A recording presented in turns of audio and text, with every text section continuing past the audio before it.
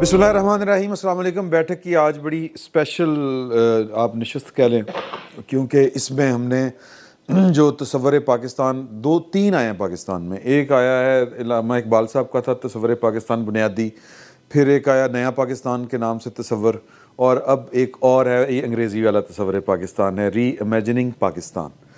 और उसके जो रूह रवां हैं वो हमारे साथ हैं, लेकिन हमने बातें और भी बहुत करनी हैं। लेकिन बुनियादी तौर पे हम पूछेंगे मुस्तफ़ा नवाज खोखर साहब से, सर की बनी कीता की है कीता तो क्यों कीता है? हाँ, और मेरा ख्याल है कि सारे दे दिल च नहीं, लेकिन री इमेजिनिंग पाकिस्तान हाँ ਨੂੰ ਮੇਰਾ ਪਾਕਿਸਤਾਨ ਵੀ ਤਾਂ ਕਿਹਾ ਜਾ ਸਕਦਾ मेरा पाकिस्तान ਕੋਈ ਇਹ ਤੇ ਤੁਸੀਂ ਆਸਮ ਮਨੀਰ ਸਾਹਿਬ ਵਾਲੀ ਗੱਲ ਕਰ ਰਹੇ ਨੇ। प्रोफाउंड बात की है आपने। आसम मनीर साहब वाली गल ना, मैं जिस तरह तस्वर करता हूँ मैं उस तरह मेरा पाकिस्तान भी कह सकता हूँ। इजाज़त दें तो मैं कुछ अर्ज़ करूँ। जी आप तो अब ये नाम दाखिल करते तो बारी नवाज भाई की थी। नहीं मैं ये चाहता हूँ कि वो आपके मेरा मतलब ज़ाहिर है वो तफसील से बयान आगे करेंगे, हैं, लेकिन मैं सिर्फ तो जो आप हम सब के ज़हनों में सवालात हैं। नहीं आप सवाल कीजिए ना, मैं ये कह रहा हूँ सारे सवाल लेके फिर जवाब देंगे। एक एक करके सवाल ले लो। रेसानी साहब की तरह सबसे सवाल लेकर नो कमेंट। No comments. मैं सिर्फ ये अर्ज़ कर रहा था कि मेरी राय में पिछले 30 बरस में जो दुनिया है ना, आलमी जो बरादरी है, वहाँ पे पाकिस्तान के बारे में जो ख्यालात और तासुरात फैले हैं ना, उनको बहुत उन पे बहुत तवज्जो देने की ज़रूरत है, क्योंकि हमारी मईशत का इन्हिसार उन सही या गलत तसव्वुरात को दूर करने में है। ये वो नया पाकिस्तान वाली बात नहीं हो रही जो 2013 या 11 में कही जा रही थी। This is to my mind as much internal as an external. हाँ नहीं, मेरा मुद्दा और है। मेरा मुद्दा ये है कि हम मुस्तफ़ा भाई से सवाल करें जो हमारे ज़हन में है, और मुझे ये लगता है कि ये आज की जो नशस्त है ये थोड़ी सी पॉलिटिकल साइंस के जो बुनियादी असूल हैं और जो पाकिस्तान के जो मारूजी हालात हैं और जो पिछले 75 साल से चल रहे हैं वो हम उसको डिस्कस करेंगे। तो मैं भट्ट साहब तो मेरा हाल शुरू करूँ। भट्ट साहब लोरिये की सोच रहे ने कि आए ने ते की करना चाहिए? नहीं पहले सवाल सीधा पूछो सर कि मतलब सर मैं आपसे सीधी बात है, ये आप दो लोग एक पार्टी से आए हैं, आप एक पार्टी से आए हैं, पूरे पश्चिम मिलके एक नवा जड़ा ना कोई रुख तैयार करना चाह रहे हैं। क्या आपके जहन में हल क्या है? असल बात है इकॉनमी कैसे दुरुस्त होगी, असल बात है आम आदमी को रिलीफ कैसे मिलेगा, आपके पास क्या हल है इसका? और इसको सादा अगर कर लें कि री इमेजिन आपके यहाँ तसव्वुर क्या है, कि आप क्या सोच के ये बात लेके चल रहे हैं? बिल्कुल सही, बहुत बहुत शुक्रिया जी। गुजारिश ये कि आपका जो गौहर भाई सवाल था कि हल क्या है आखिर पाकिस्तान जिस भंवर में फंसा हुआ है और इससे 23.5 करोड़ लोगों पर मुश्तमिल जो कश्ती है जो बड़ी तेज़ी से उस भंवर के अंदर गहराइयों की जानिब शायद जाने का अंदेशा है उसका, तो उसमें किस तरीके से उसको वहाँ से उस कैफियत से निकाला जाए। मेरे ख़्याल में और हमारे कुछ दोस्तों के ख़्याल में हमें उस कश्ती को वापस भंवर से निकाल कर अपनी मंजिल की जानिब गामज़न करने के लिए पाकिस्तान की, हमारे माशरे की जो प्रिंसिपल कॉन्ट्रडिक्शन है वो सबसे पहले तय करनी पड़ेगी कि ये मुल्क आखिर चलाना किसने। ये वो डिबेट है कि जो जब कौमों को वजूद होता है तो वो अपने वजूद में आने के फ़ौरन बाद या उससे पहले तय कर लेती हैं कि मुल्क का निज़ाम जो हम बनाने जा रहे हैं वो क्या होगा और किस तरीके से ये मुल्क चलाया जाएगा और किन बुनियादों पर चलाया जाएगा, वो क्या रहनुमा असूल होंगे। 1947 से लेकर 1970 तक हमारे यहाँ एडल्ट फ्रेंचाइज के तहत एक इलेक्शन भी नहीं हो सका, जबकि भारत में जो हमारे साथ आज़ाद हुआ था वहाँ पर उस वक्त तक 3 इलेक्शंस हो चुके थे, जनरल इलेक्शंस, और उनकी जो चौथी असेंबली थी वो अपनी टर्म पूरी करने जा रही थी। और हमारा जो सफ़र था उस तारीख में मुझे जाने की ज़रूरत नहीं है, लेकिन आप सब लोग और सुनने वाले भी उससे वाकिफ़ हैं। तो हमने वो पहले 20 साल ही ज़ाया कर दिए, और ज़ाया इस तरीके से किए कि उन हालात की जो कल्मिनेशन हुई कि वो बहुत ही भयानक सूरत में कि साने मशरकी पाकिस्तान हमारी नज़रों के सामने हुआ। اور پھر توقع یہ تھی کہ پاکستان اتنے بڑے سہنے سے گزرنے کے بعد سبق سیکھے گا، اور پھر جو اس سانے کے چند ہی سال بعد جو پاکستان کے پہلے الیکٹڈ لیڈر کے ساتھ جو ہوا وہ بھی ہمارے سامنے، یعنی کہ ہم نے کوئی سبق نہیں سیکھا، اور 11 سال پھر ہم مارشل لاء کی طرف بڑھ گئے۔ اس کے بعد 90 کی دہائی آپ کے سامنے ہے کہ کس طریقے سے پولیٹیکل پارٹیز آپس میں 2 سال 3 سال 18 مہینے کی حکومتیں رہیں، اسٹیبلشمنٹ کا جو انفلوئنس تھا وہ کبھی ایک جانب کبھی دوسری جانب، اور ڈی اسٹیبلائزیشن جو تھی وہ جاری رہی۔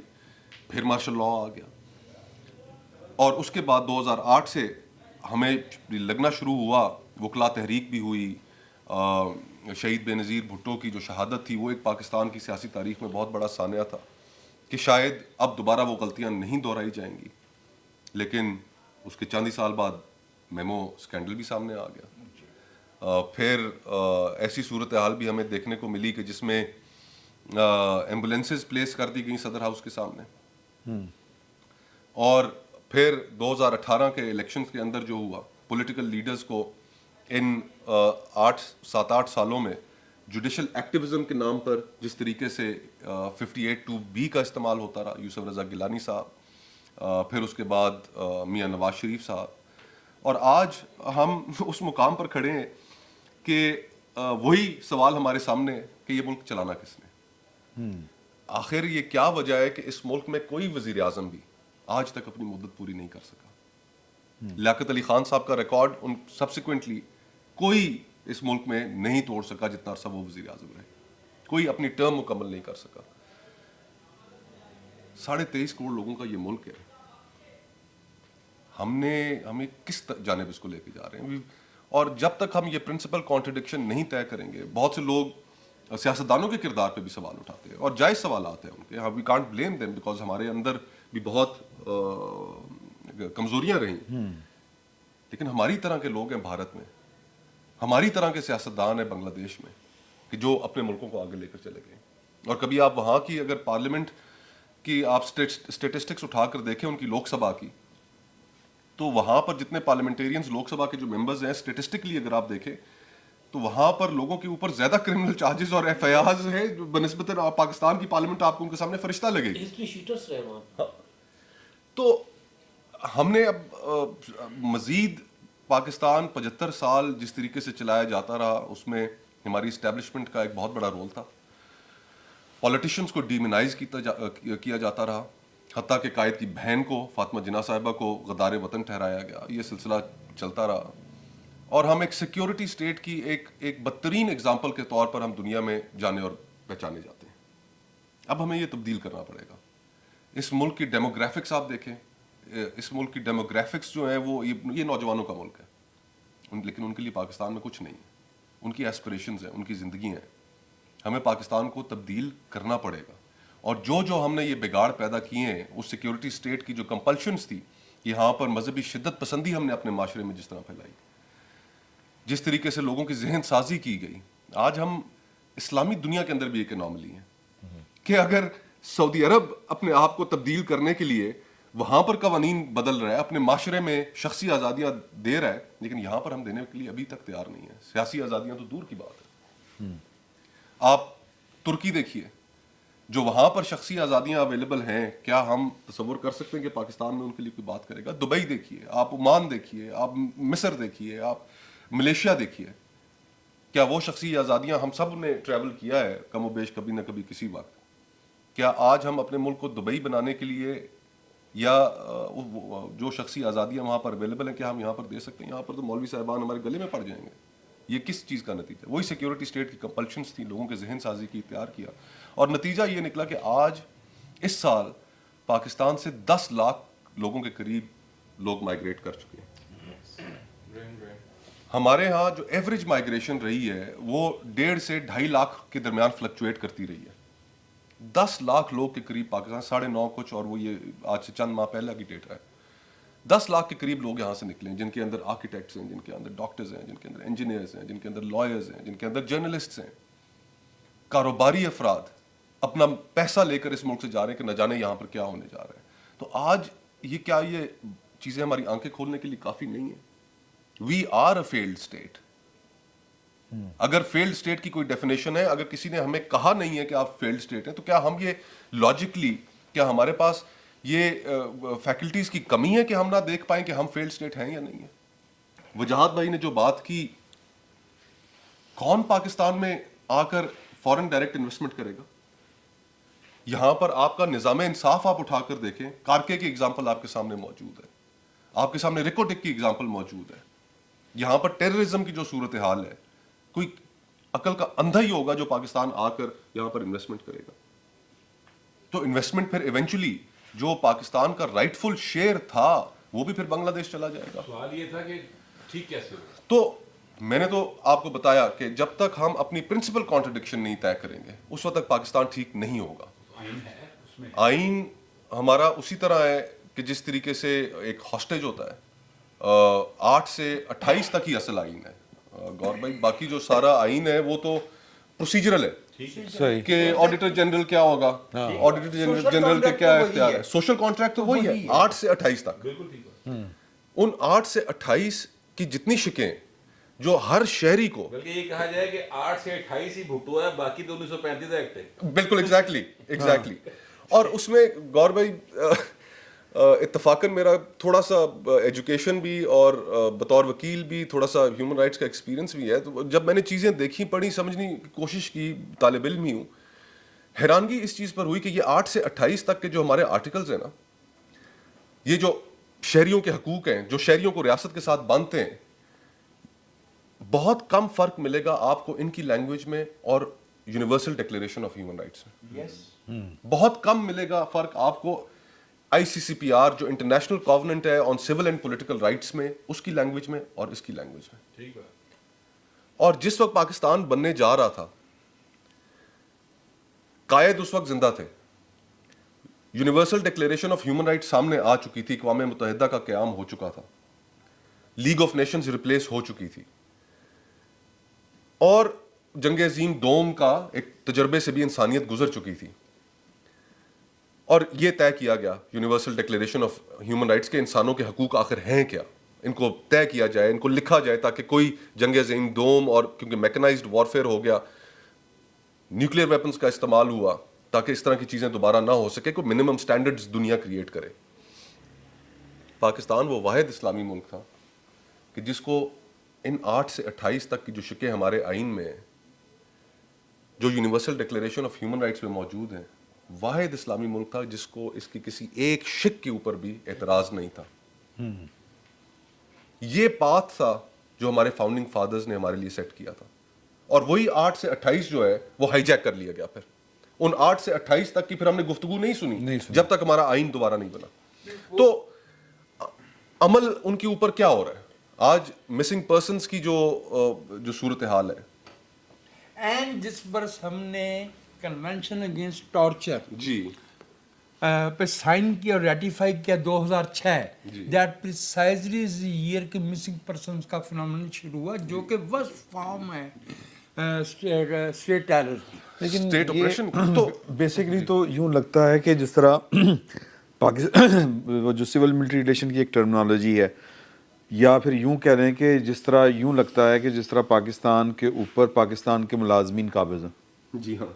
تو حل کیا ہے اس کا آپ کے نزدیک, کہ کس طرح, جس طرح گوہر نے کہا آئین, آپ نے کہا کہ آئین تو ہائی جیک ہے, تو اس کو مطلب آپ کے جو تصور ہے آپ کے ہاں کہ یہ جو ہائی جیک ہے یا ہاسٹیج ہے, اس کو کس طرح آپ آزاد کروائیں گے, چھڑوایا کیسے؟ اسی میں ایڈ کرنا ہے. آپ کے خیال میں آپ جو کاوش کر رہے ہیں اس وقت, اس میں تمام سٹیک ہولڈرز, جس کے اندر پولیٹیکل پارٹیز بھی ہیں, ادارے جن کو ہم کہتے ہیں وہ بھی شامل ہیں, یہ ریئلائزیشن ان کے اندر ہے یا آپ فیل کرتے ہیں آپ آئسولیٹڈ ہیں؟ وی فیل جی کہ ہم سارے آئسولیٹڈ ہیں. پاکستان ہاسٹیج ہے, اور پاکستان میں کرائسس کی جو گریوٹی ہے ہم اس کو اپریشیٹ ہی نہیں کر پا رہے ہیں. اور ہمیں ایسے لگتا ہے, میرے منہ میں خاک, کہ یہ لاسٹ ڈچ ایفرٹ ہے کہ لوگوں کے اندر یہ اویئرنیس پیدا کی جائے کہ کہانی ختم ہو چکی ہے. معاشی طور پہ جتنا ہمارا دیوالیہ نکلنا تھا تو وہ تو نکل چکا, لیکن سیاسی طور پہ بھی ہمارا دیوالیہ نکل چکا ہے.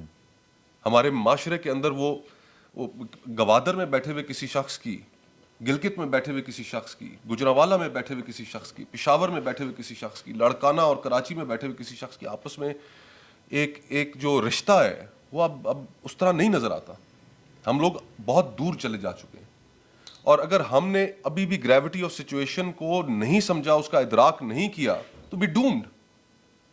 और आई डोंट नो, हमारा तो सिर्फ कोशिश ही ये है कि यार कि ये हमारे पास कोई बंदूक नहीं है, हम और तो तौबा अस्तगफिरुल्लाह, वो रास्ता भी कोई नहीं इख्तियार, वो एक ऐसी गुफ्तगू है कि जो होनी भी नहीं चाहिए।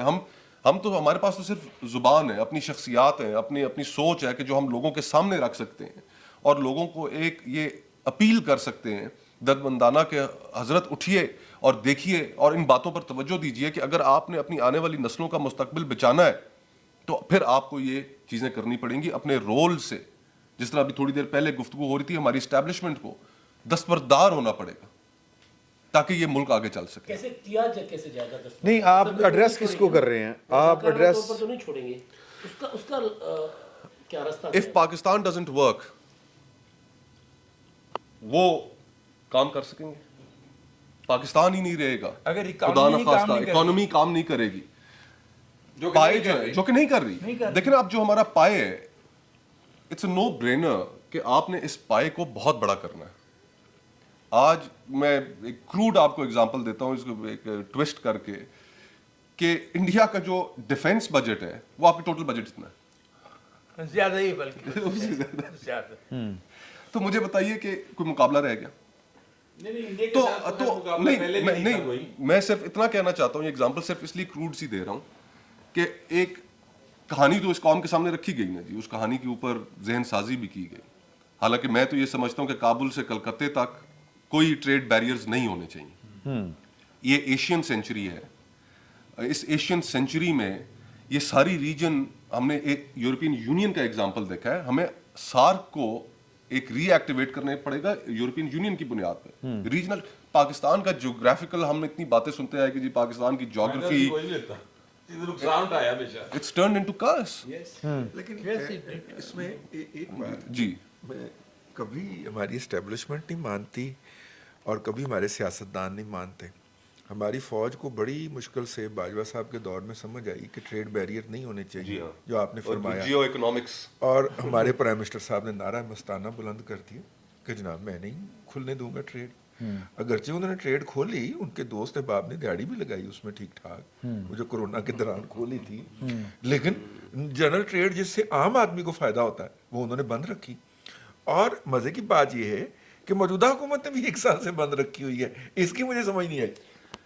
रजी भाई, अगर हम अपनी जो प्रेजुडिसेस हैं और सारी उस चीज़ों को ज़रा साइड पे रखें और एक प्योरली अगर हम एक, क्योंकि अब दुनिया में ज़्यादा राइजुल जो निज़ाम है वो तो कैपिटलिज्म ही है, उस हवाले से अगर सिर्फ एक, मैं सिर्फ एग्जांपल के हवाले से अगर कोट करना चाहूँ, हम कंज्यूमर्स हैं ना सब, आप में हम सब कंज्यूमर्स हैं।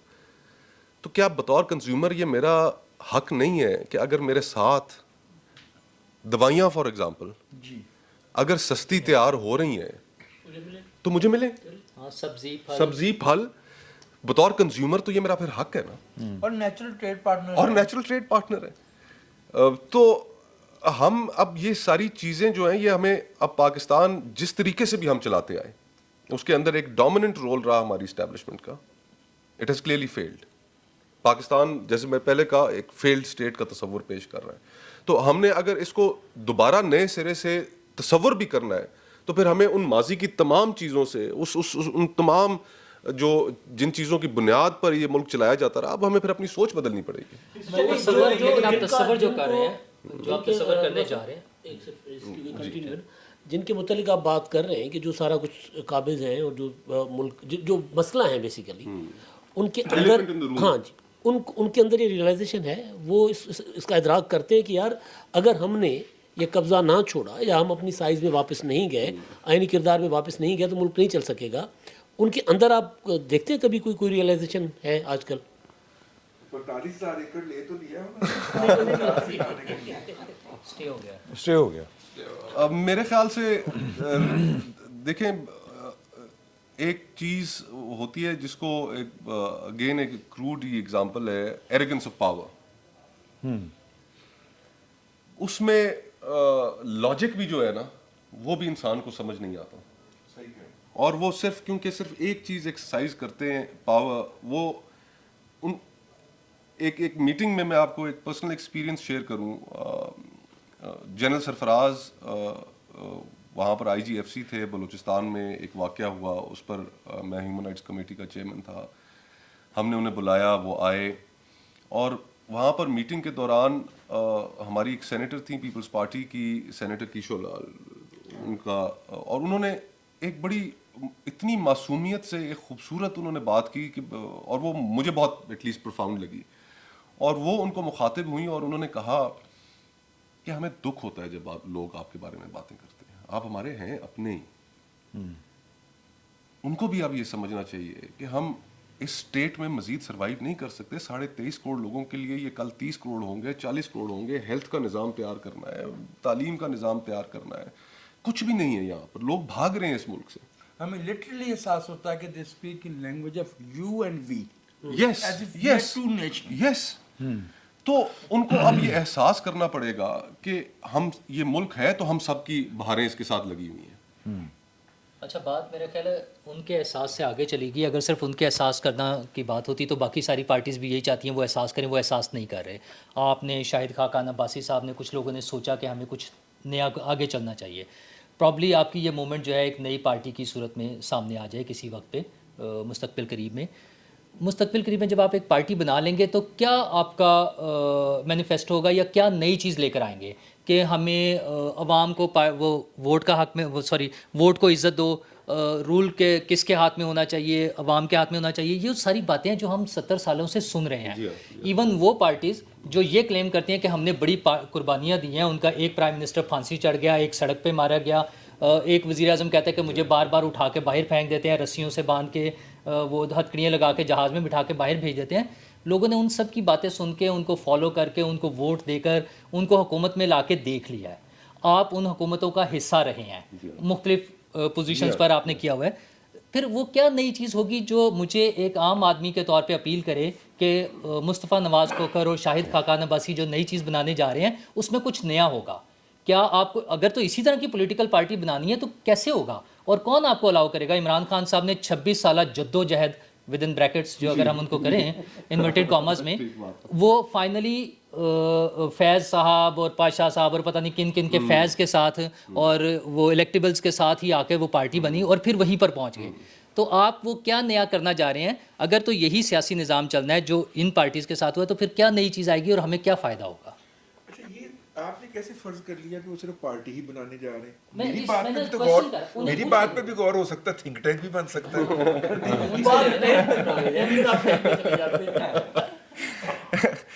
رضوی بھائی, بڑے ہو کے ہم نے تھنک ٹینک نہیں بننا, لیکن اس چیز پہ ہماری گفتگو ضرور جاری ہے کہ مستقبل میں ہمیں کیا لائے عمل اختیار کرنا چاہیے. اور آپ نے جتنی باتیں کی ان میں سے ایک لفظ کے ساتھ بھی ڈس ایگری نہیں کیا جا سکتا, بیکاز آپ کے ساتھ اور اس ملک کی عوام کے ساتھ جن کے سینٹیمنٹس کو آپ ریپرزینٹ کرتے ہیں بہت دفعہ دھوکہ ہو چکا ہے. الفاظ جو ہیں وہ اب نئے الفاظ بھی وہی ہیں. اور جو مجھے جو اس دور حاضر میں جو سب سے انفارچونیٹ چیز لگتی ہے کہ امید بھی کوئی نہیں ہے, ایک ہوپلیسنس ہے سوسائٹی میں. اور اگر وہ ہوپلیسنس نہ ہوتی, تھوڑی بہت بھی امید ہوتی, تو پھر اتنی بڑی مائگریشن ہم نہ دیکھتے جو یہاں سے جو ہوئی ہے. اور پھر اس کے اندر مزید ایک جو چیز ہوپلیسنس میرے اندر ایٹ لیسٹ مزید اس کو گہرا کرتی ہے, وہ یہ ہے کہ عمران خان صاحب نے نوجوانوں کے اوپر بہت فوکس رکھا ہے اپنی سیاست میں. اور یہ نہیں کہ وہ صرف یہ کلیم کرتے ہیں, بلکہ نوجوانوں کی ہمیں ایک بڑی کثیر تعداد ان کے ساتھ نظر آتی ہے, وزبلی فالو کرتی ہے, نظر آتی ہے. ان نوجوانوں کے اندر بھی اگر وہ یہ امید پیدا نہیں کر پائے, اور اس ملک سے جو مائگریشن ہے وہ اتنے بڑے نمبرز میں ہو رہی ہے, تو اور اس سے زیادہ ہوپلیسنس کی کیا بات ہوگی. تو آئی فرینکلی کہ صرف ہمارے پاس تو ایک اویئرنیس دینے کے لیے اور ہر معاشرے میں جب بھی ایک کوئی تحریک ہوتی ہے یا گفتگو کا آغاز ہوتا ہے تو وہ الفاظ کے ذریعے کی جا سکتی ہے. ہمارے پاس تو صرف الفاظ ہیں اور احساسات ہیں کہ لوگوں کی توجہ دلائیں. اور کبھی کبھار کوئی لکھ لیا, ہم تو اس کے علاوہ یہ ہمارے ٹولز ہیں, اس کے علاوہ تو ہمارے پاس کوئی ٹول نہیں ہے. سر آپ ری امیجن کا لفظ استعمال کرتے ہیں, ری امیجن. ایک بات سب کا کنسنسس ہے کہ ایک چیز ہو چکی ہوئی ہے نا ہمارے ملک کے اندر. آپ کہتے ہیں ایلیفینٹ ان دا روم ہے, کچھ لوگوں کو نظر آ رہا ہے, کچھ لوگوں کو سب کو نظر آ رہا ہے, سب کو نظر آ رہا ہے, سب کو نظر آ رہا ہے. جب سب کو نظر آ رہا ہے, instead of trying to revamp an entire system at a juncture جہاں پہ بہت زیادہ سینسٹیوٹیز ہائی بھی ہیں, بہت زیادہ خطرات بھی لاحق ہیں, تو کوئی ایک ورڈ ہوتا ہے کو ایگزسٹنس کا. لیٹس سے کہ کوئی کو ایگزسٹنس کا کوئی فارمولا ہو, then we can you know take it forward from there. تو ریویمپ والا تو بہت ہی ایک بڑا ٹاسک ہے, جائگینٹک قسم کا, جو 75 سال سے ہوا ہے. اس کے اندر ریئلائزیشن بھی ہو سکتی ہے, اس کے اندر کوپریشن بھی ہو سکتا ہے, کافی ساری چیزیں ہو سکتی ہیں. Cooperation with whom? میرا خیال ہے یہ ود ایلیفنٹ. لیکن سر اچھا لیکن اس میں ایک اور چیز بھی جو ہے وہ ہمیں مد نظر رکھنی چاہیے. ٹروتھ اینڈ ریکنسیلیشن کی گفتگو عموماً ہمارے ہاں کی جاتی ہے, اور یہ بات ضرور ذہن میں رکھیے کہ کیا جن معاشروں میں ٹروتھ اینڈ ریکنسیلیشن ہوئی ہے وہاں پر انہوں نے ایک بہت بڑی ہیومن کاسٹ بھی پے کی ہے. تو پھر اس کا مطلب یہ ہوا کہ کیا ہم وہ اتنی بڑی ہیومن کاسٹ پے کر کے ہم نے تبھی گفتگو کرنی ہے؟ یہ بے وقوفانہ سی چیز ہوگی. اور اگر ہم تھوڑا اور مزید ذرا اگر گہرائی سے توجہ دیں تو میرے خیال میں ہم نے ایک بہت بڑی کاسٹ آلریڈی پے کی ہے لاسٹ ڈیکیڈ اینڈ ہاف. 80-90 ہزار لوگ جو شہید ہوئے ہیں, یہ ایک بہت بڑی کاسٹ ہے. اتنے تو جنگوں میں نہیں اتنے ہوئے, تو جنگوں میں بھی نہیں ہوئے. اور اس کے باوجود اگر ہم یہ ڈسکشنز نہیں کر پا رہے, قومیں 1, 2, 3, 4, 5, 10 واقعات کے بعد ہی اٹھ کر کھڑی ہو جاتی ہیں اور ان کے ضمیر بیدار ہو جاتے ہیں اور کہتے ہیں کہ نہیں سانحہ اے پی ایس ہوا. مائی گاڈ, مینا بازار لا تعداد یہ پاکستان کا. اچھا یہ مصطفیٰ بھائی ابھی بات چل رہی ہے نا ایک ادارے کے اوپر, سیدھی بات کر رہے ہیں نا. اچھا آج کل سپریم کورٹ کے چیف جسٹس صاحب وہ سب کے چیف بنے ہوئے ہیں, وہ نہ پارلیمنٹ کو مانتے ہیں نہ وہ الیکشن کمیشن کو مانتے ہیں. یہ ایک عجیب و غریب قسم کے اسٹیٹ میں ہم نہیں چلے گئے کہ کوئی مطلب پارلیمنٹ کا کام بھی وہ کہہ رہے ہیں میں خود کروں, پرائم منسٹر کا کام بھی میں خود کروں. نہیں زیادہ نہیں کر, پنجاب تک کریں. اچھا ایک جگہ سے ہم نکلتے ہیں تو دوسری جگہ میں ہم پھنس جاتے ہیں. ملازمین کے تچڑے, ملازمین کے نہیں وہاں سے نکلے بھی نہیں اور پھر بھی پھنس گئے. ہاں مطلب وہ کہہ رہے ہیں نا ہمیں پولیٹیکل ہو گئے, وہ بظاہر تو کہہ رہے ہیں نا, یہ وہ بھی نہیں کہہ رہے نا, یہ تو کہہ رہے ہیں کہ عمران خان انتخابات. تو امداد بھائی اسی کو تو امپلوژن کہتے ہیں نا. تو یہی تو امپلوژن ہے کہ جہاں پر کوئی جو آپ نے اپنا رول بک کے تحت آپ نے جو اپنے قواعد و ضوابط طے کیے تھے ان پہ کوئی عمل نہیں کر رہا, بلکہ جو اس کے گارڈینز تھے اس رول بک کے وہ اس کے اوپر عمل نہیں کر رہے, اس کے اوپر حملہ آور ہو گئے. تو آئی مین اس سے آلدو آئی تھنک کہ 90 ڈیز کے اندر الیکشن کرانا جو ہے وہ ایک آئینی ذمہ داری ہے, لیکن دوسری طرف ہم سب میں اس چیز کے اوپر کنسنسس ہے, لیگل فٹرنیٹی میں کنسنسس ہے کہ یہ 184(3) کی پاورز ہیں یہ ریگولیٹ ہونی چاہیے, اور ان کی ریگولیشن کے لیے جب قانون آتا ہے کنسنسس ہے اس چیز پہ, کوئی اس ملک میں انکاری نہیں ہے کہ وہ نہیں ریگولیٹ ہونی چاہیے. تو ایک نئی جورسپروڈنس انٹروڈیوس کرا دی جاتی ہے, اینٹیسپیٹری انجنکشن. آئی مین میں پارلیمان کا ممبر رہا ہوں, یہ تو میرا, اگر میں کل کو کوئی ایک بل وہاں پر بطور پرائیویٹ ممبر جمع کراتا ہوں تو اس کے اوپر کل اس جورسپروڈنس کی بنیاد پہ کوئی بھی صاحب اٹھ کے عدالت جا سکتے ہیں اور حق بجانب ہوں گے کہ جناب یہ بل لے کر آ رہے ہیں, ان کو روکا جائے اس بل کو لے کے آنے سے. پہلے فیصلہ موجود ہے. تو پارلیمنٹ کی سوورینٹی جو ہے اور پارلیمنٹ کا جو دائرہ کار ہے وہ کدھر گیا؟ اچھا میں اور یہ امپلوژن ہے, یہ امپلوژن. میں آپ سے عرض کروں کہ میں تو سمرو صاحب اس بات سے اتفاق نہیں کرتا کہ ایک اور ادارہ بھی, ادارہ ایک کوئی ہے جو کرتا ہے, یہ ان کے اشاروں کے اوپر سارا کچھ ہوتا ہے. افتخار چودھری کی بحالی کی مہم جنرل کیانی کے کہنے پہ شروع ہوئی تھی, یہ بات کس کو نہیں پتا, سارے جانتے, بڑی لیٹ بات پتا چلی. ہاں نہیں سب کو پتا, اس وقت بھی پتا تھا بھائی, ਉਸ ਵਕਤ ਵੀ ਪਤਾ था ਸਾਰੀ की सारी PFU ਜੇ ਉਹਨਾਂ ਦੇ ਕਹਿਣ ਤੇ ਲੱਗੀ ਸੀ चलाने वालों को उस वक्त सारे वकला उसकी ये इत्तेजाद है सब उनके कहने पे शुरू हुआ। अच्छा तो ये हम सब जानते हैं इस बात को। असल बात फिर वही है कि इकॉनमी आप कैसे ठीक करेंगे। आसमा जहांगीर कॉन्फ्रेंस हुई, उस कॉन्फ्रेंस में शाहिद हकान अब्बासी साहब ने एक बात की थी कि यूनिट 51 रुपए का है बिजली का, इसको सस्ता कैसे करना है, ये फार्मूला जिसके पास होगा वो बाजीगर कहलाएगा। सिकंदर है, सिकंदर। ठीक है, वो उसके अंदर होगा। तो उन्होंने कहा मेरे को तो फार्मूला वाला नहीं है कि सस्ता इसको कैसे करना है। आपके पास वो फार्मूला है, वो बताएं। देखिए, जब भी हम कोई जिस मुकाम पे पहुंचे तो हमें प्रॉब्लम्स को बाइफिकेट करना पड़ेगा। स्ट्रक्चरल इश्यूज, जो बड़े स्ट्रक्चरल इश्यूज हैं कि वो, और फिर दूसरे टैक्टिकल चीज़ें। स्ट्रक्चरल इश्यूज में हमने सबसे पहले तय करना है कि ये मुल्क चलाना किसने। फिर उसके बाद हमने, जब ये कॉन्वर्सेशन हम अगर कर लेंगे तो ला महला इसके नतीजे में पॉलिटिकल स्टेबिलिटी क्रिएट होगी, और पॉलिटिकल स्टेबिलिटी के बगैर इकोनॉमिक स्टेबिलिटी आ ही नहीं सकती। मुझे दुनिया का कोई मुल्क दिखा दें कि जहां पर पॉलिटिकल इंस्टेबिलिटी हो और वो इकोनॉमिकली तरक्की कर रहा हो, ये होता ही नहीं है। कारोबारी लोग, सरमाया जिसको आप कहते हैं, सरमाया एग्जांपल लोग देते हैं कि चिड़िया की तरह होता है, परिंदों के एक गौल की तरह, एक डार की तरह होता है, वो उड़ जाता है, वो उड़ चुका है पाकिस्तान से। तो पहली चीज जो है वो पॉलिटिकल स्टेबिलिटी है। अब पॉलिटिकल स्टेबिलिटी के बाद फिर इस चीज को भी हमें अप्रिशिएट करना चाहिए कि सियासत पूरी दुनिया में इस बुनियाद पर होती है कि right of the centre, left of the centre, capitalism है, सोशलिज्म है। हमारे यहाँ तो ये डिबेट ही नहीं है। हमारे यहाँ तो जो हम मईशत की, हमारी सियासी पार्टियों का भी इस हवाले से अंदाजा लगा लें, बड़ी सियासी जमातों के पास अपनी इकोनॉमिक टीम्स नहीं है, वजीर खजाना नहीं है, उधार लेते हैं, वो उधार लेकर आना पड़ता है। तो हम किस तरीके से अपनी पॉलिटिकल पार्टीज को भी इंटरनली रिफॉर्म करने की जरूरत है, प्रॉपर प्लान्स लेकर आने की जरूरत है, शैडो मिनिस्टर्स बनाने की जरूरत है, ये बतौर अदारा काम करने की बतौर अदारा काम करने की जरूरत है। और फिर जब आप इकोनॉमी के ऊपर आएंगे तो फिर उसके अंदर टैक्टिकली आपको बहुत सी चीजें एड्रेस करनी पड़ेंगी, और उनके अंदर से एक पहलू है एनर्जी का, बहुत बड़ा पहलू है एनर्जी का। आपके गुड्स एंड सर्विसेज कंपेटिटिव हो ही नहीं सकते दुनिया में जब तक आपकी कॉस्ट ऑफ प्रोडक्शन कम नहीं होगी।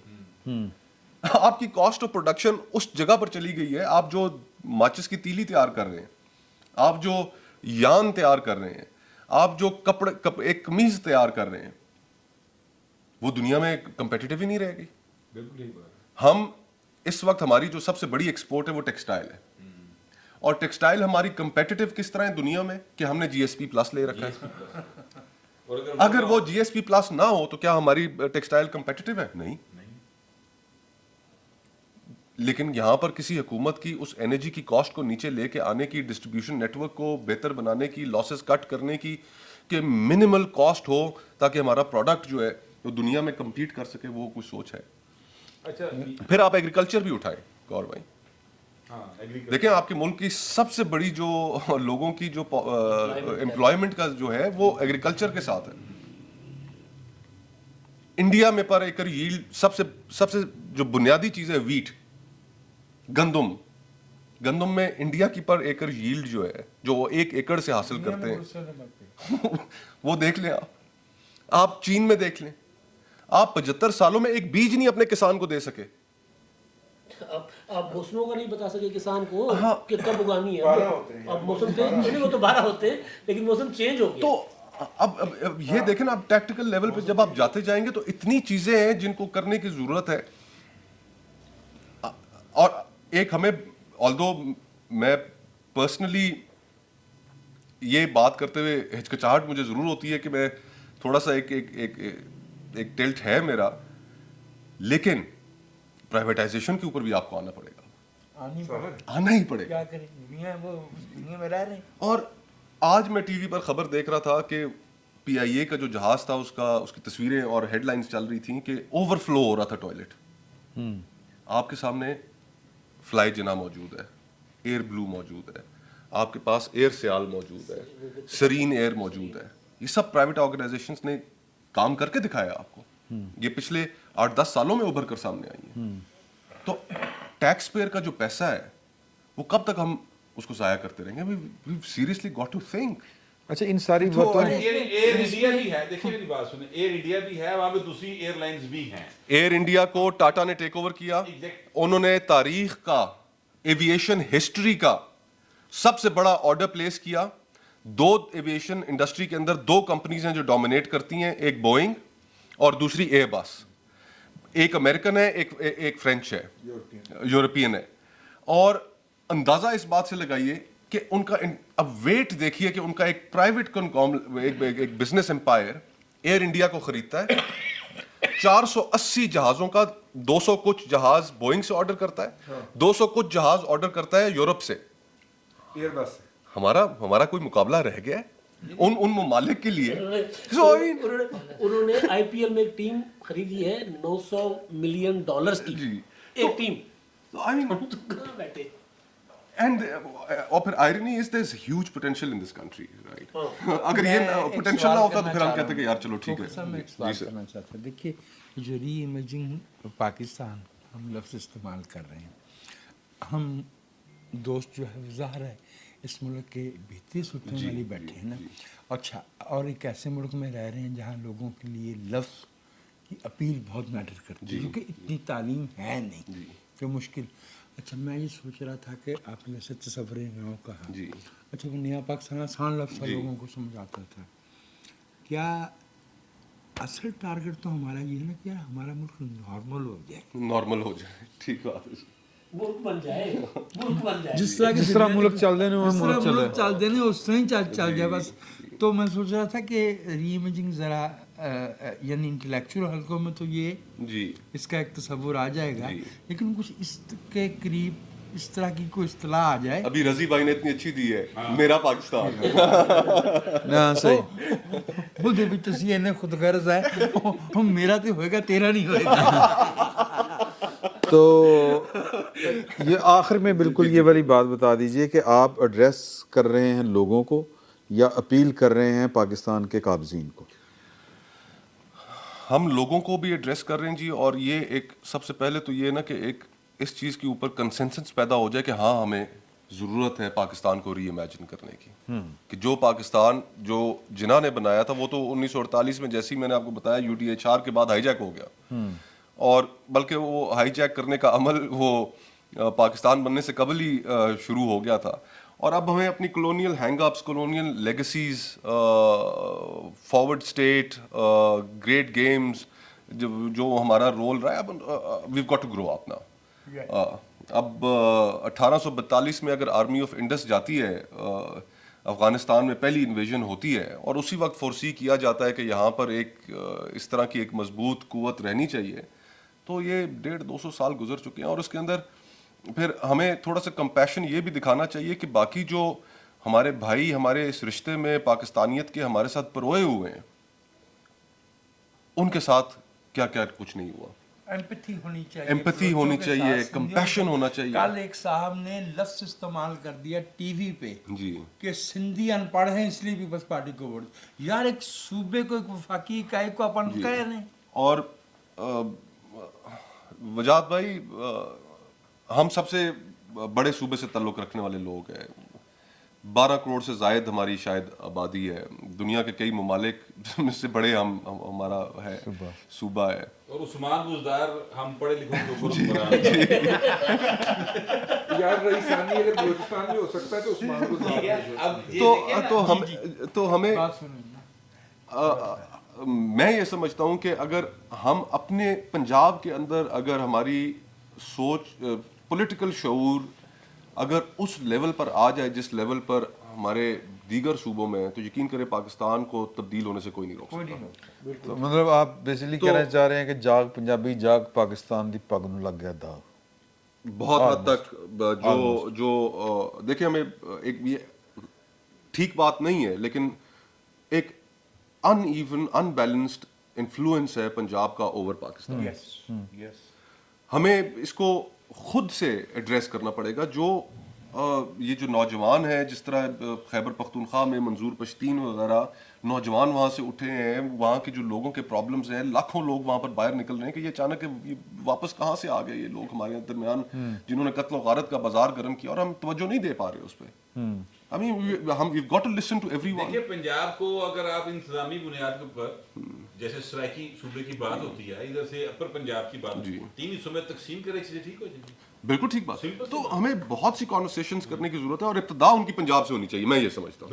بالکل. اور لیکن اب ہمیں ساتھ ہی ساتھ یہ اتنا سینسیٹیو بھی ہونا چاہیے کہ اپنی رائے ہم کسی کے اوپر تھوپے نہیں. بالکل صحیح. ہمارے جو سرائکی بھائی ہیں وہ بلوچستانی اور سندھی, یہ تینوں میں ایسا خوبصورت اپنا ایک تاریخی سنرجی ہے کہ اس سے فیڈریشن مضبوط ہی ہوتی ہے, کمزور نہیں ہوتی. پنجاب کی بھی بڑی خوبصورتی ہے, اس کو بھی ذرا دھیان میں رکھیں. بات ٹھیک ہے چلے تو بڑی بلے شاہ تھے اچھا بڑی ایتھے نسلی تعصب شروع ہونے لگا,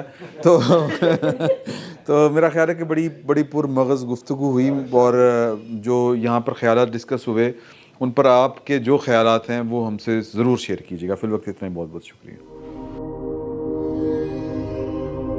بسم اللہ الرحمن الرحیم. السلام علیکم. بیٹھک کی دوسری نشست میں آپ کو خوش آمدید, اور اس میں سارے ہی ایشو ڈسکس کریں گے, مذاکرات سے لے کے عدالت کے لاپتہ ہونے تک کے معاملات, اور آئی ایس پی آر کی وضاحتیں, اور ایک سے 2 بار وضاحتیں, اور میرا خیال ہے کہ مذاکرات والی بھی مذاکرات تو نہیں ہے, مذاق ہے, اسمبلی بھی بحالی کا مطالبہ بھی. ہاں مذاکرات میں وہ ان کی تردید آ گئی ہے فواد چودھری صاحب کی کہ ایسی کوئی بات نہیں ہے, لیکن سر قاضی تردید فواد چودھری صاحب نے کیا کہ کوئی پٹیشن تیار نہیں ہو رہی پی ٹی آئی والوں اسمبلیاں دی بحالی.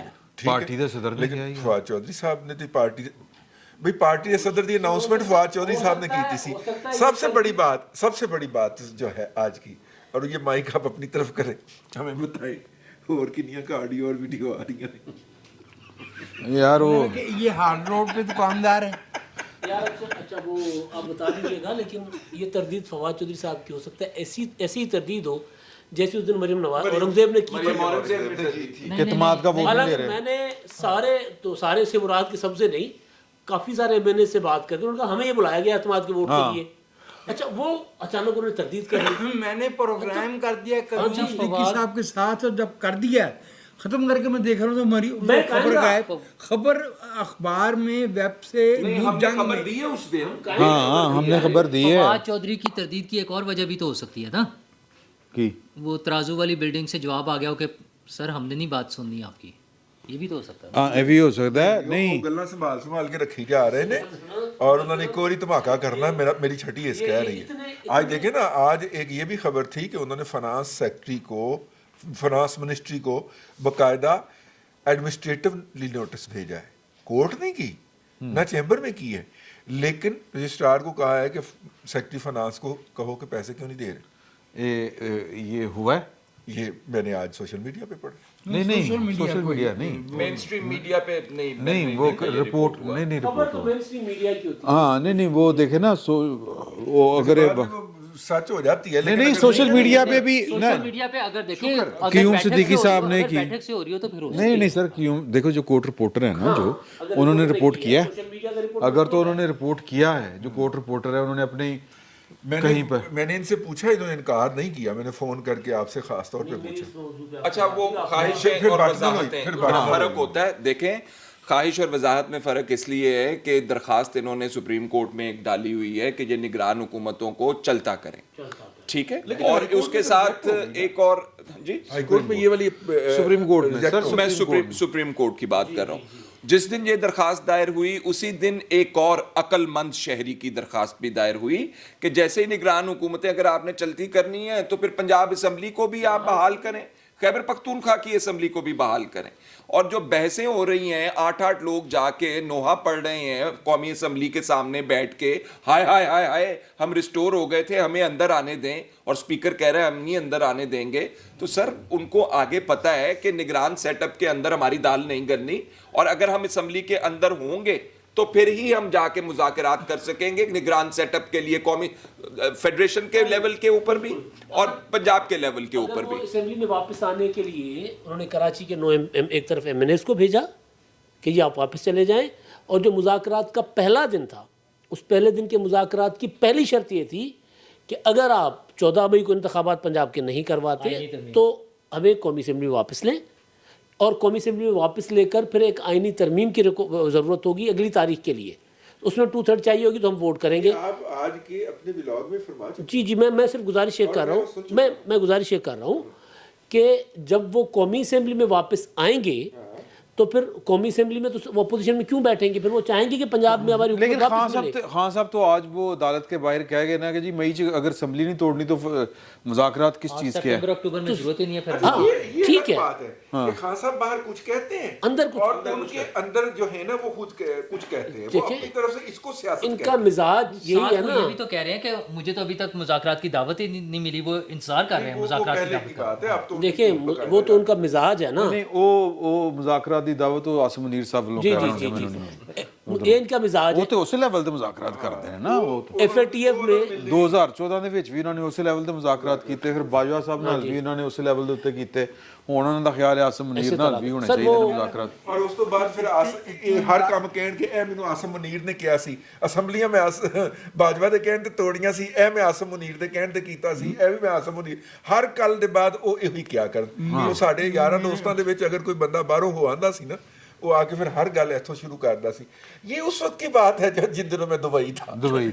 عمران خان صاحب جڑے نے وہ ہر جرم کی بات یہاں سے کرتے ہیں کہ یہ بھی مجھے جنرل باجوہ نے کہا تھا اور یہ بھی مجھے اچھا نہیں, لیکن ویسے جنرل باجوہ صاحب کہندے تو ہوندے سن, جنرل صاحب باجوہ صاحب کہندے تو ہوندے سن. وہ ISPR کی آج کی پریس ریلیز پھر بتا رہی ہے نا کہ معاملہ جو ہے کہ وہ بڑا. ہاں لیکن جنرل باجوہ صاحب عثمان بزدار کو نہیں ہٹوا سکے. وہ اس کے اندر عثمان بزدار کو نہیں ہٹوا سکے. نہیں وہ عثمان بزدار انہوں نے بھی کام کرتا ہوندا سی, یہ تانوں پتہ جناب نے.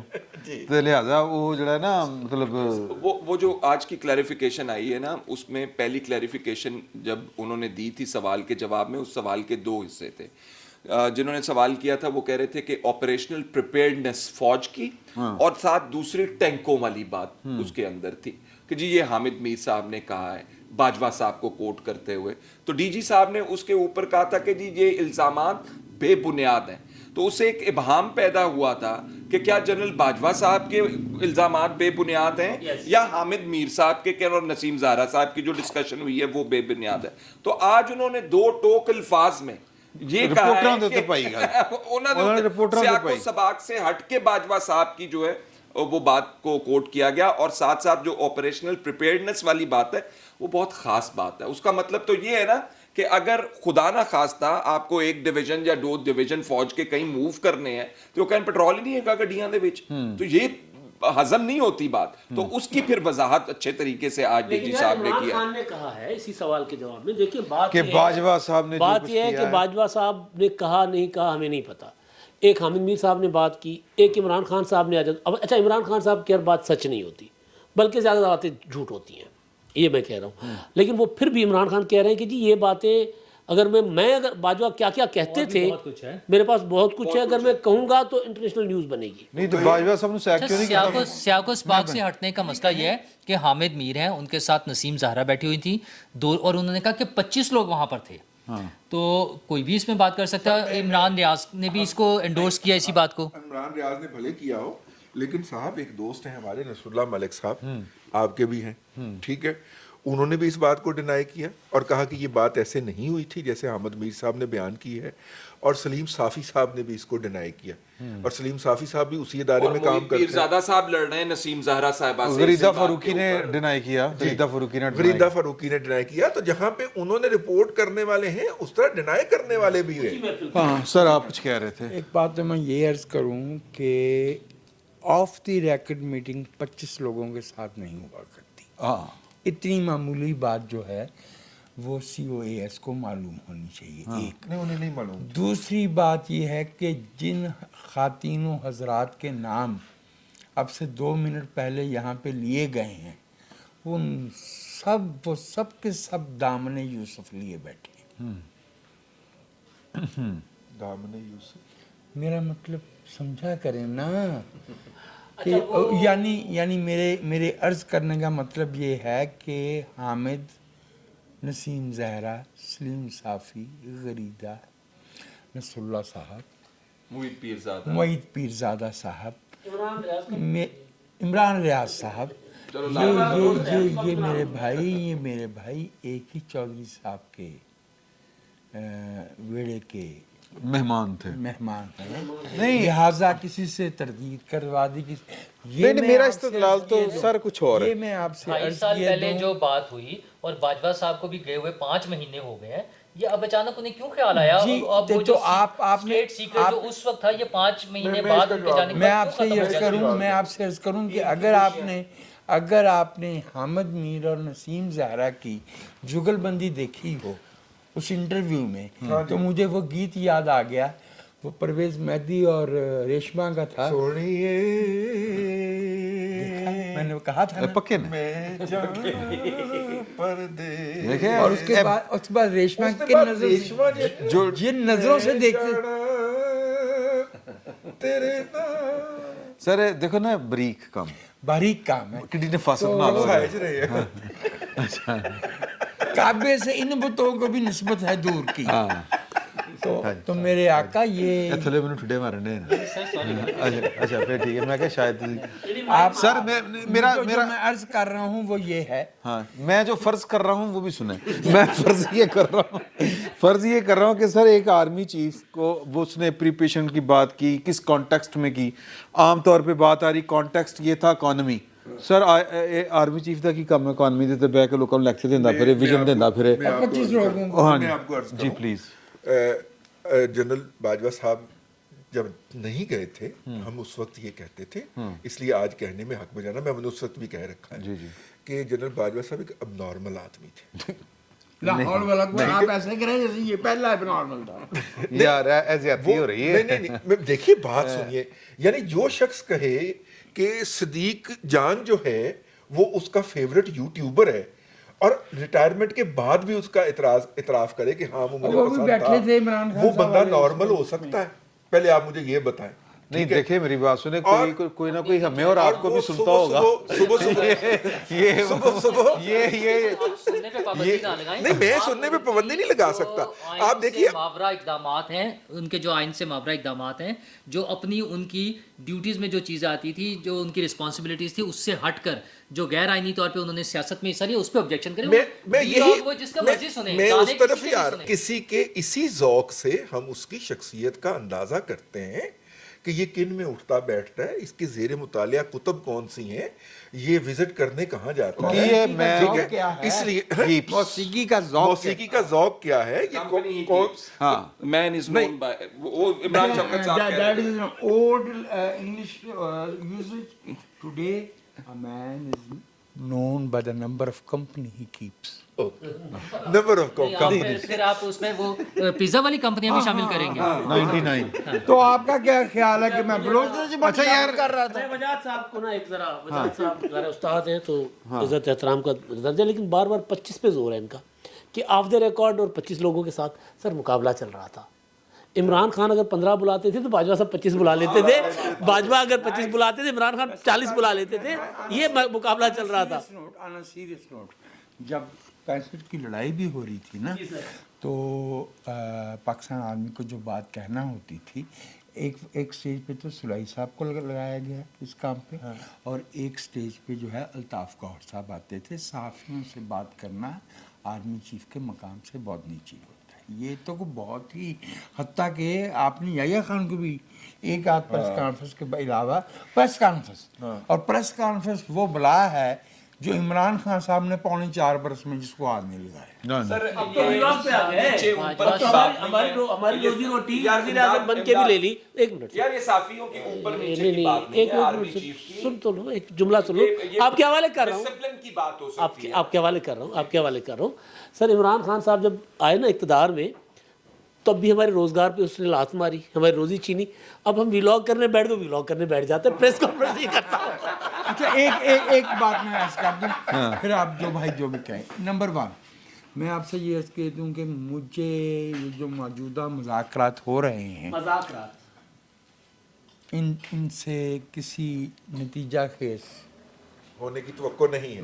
इनके नतीजा खेज़ होने की कोई तवक्को नहीं है। 1, दूसरे मेरे ख़्याल में जो मैदान कमरा नंबर 1 में सजा था, अब यूँ समझिए कि वो लपेटा गया। लपेटा गया, बसात लपेट। वो बसात लपेट गया। कमेटी रूम नंबर 3 भारी पड़ गया।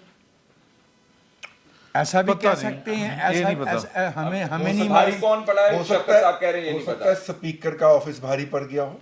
ये भी हो सकता है, लेकिन नहीं, जो वो मैं- स्पीकर का ऑफिस जो है जो वो मैं बड़ा आपसे अर्ज मीनिंगफुल है। करूं कि नेशन को इस वक्त वाक़यातन अगर हम पाकिस्तान ही के शहरी हैं तो सबसे ज़्यादा तवज्जो इस बात पे देनी चाहिए कि हमारी मईशत की हालत अच्छी नहीं है, और ये कि हमारा बाजू बाकायदा मरोड़ा जा रहा है और हम अफोर्ड नहीं करते इस किस्म की लगवियात कि फ़लाँ आदमी जो है वो इतने लाख का मेकअप करके जो है ना वो रूनुमाई दे रहा है, सीगा आप खुद ही एडजस्ट कर लें, या फ़लाँ साहब जो है वो इतनी देर जो है वो तस्वीर भी बदल रहे हैं। तस्वीर बदलते हैं या स्क्रीन पे रहते हैं, या ये जो कुछ हो रहा है ये सख्त ख़तरनाक माहौल इसलिए है कि यार 2 असम्बलियाँ मौजूद नहीं हैं। हाँ, एक असम्बली से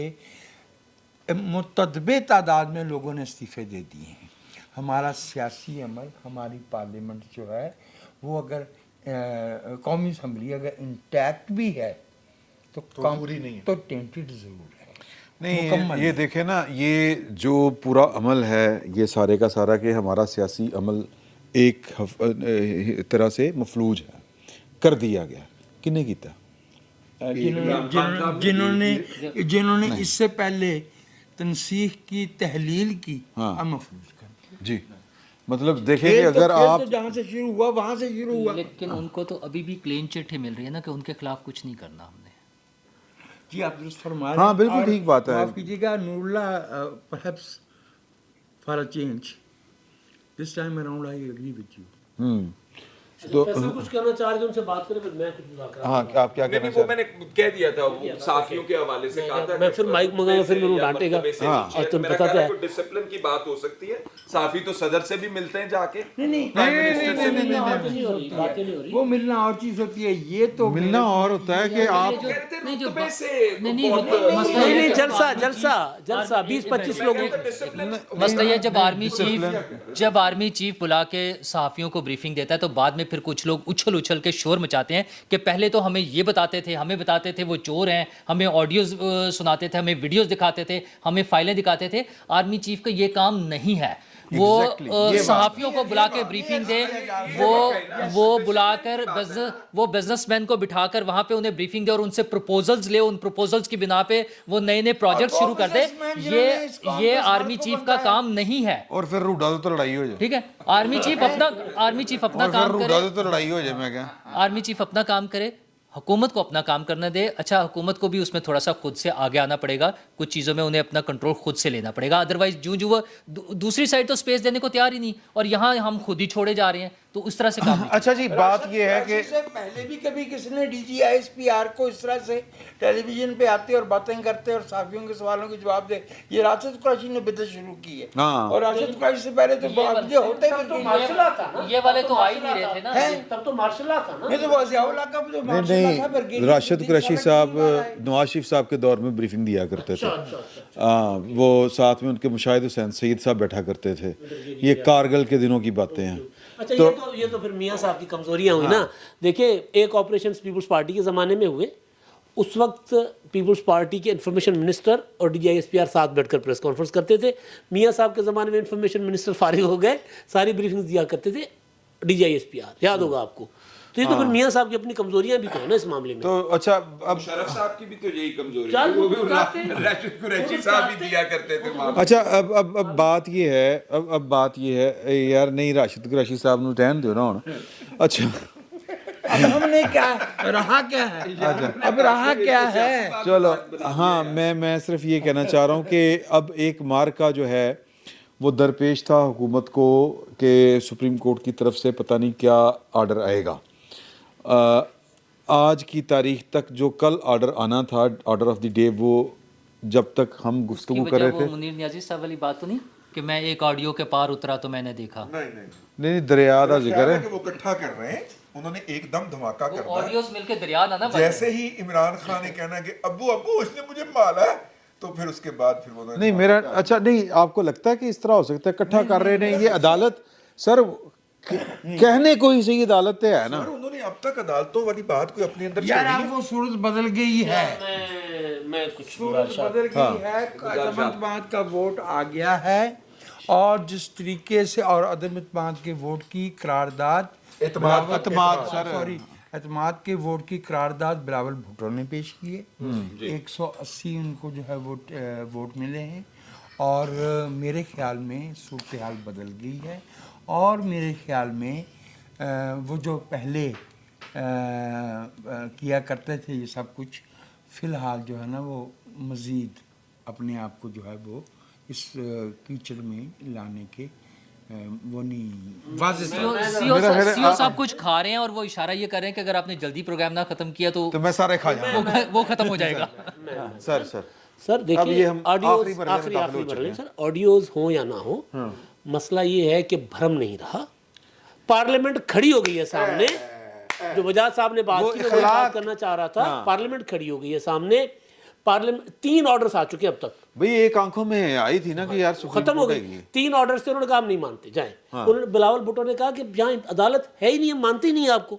वजीर आजम साहब ने कहा हम 4-3 को मानते हैं, 2-3 को हम मानते ही नहीं है। ठीक है, बात बेसिकली भ्रम की है। चीफ जस्टिस साहब अपना भ्रम खो चुके हुए हैं, और परसों कहा कि जी एक मुनासिब सा हुक्म जारी करूंगा।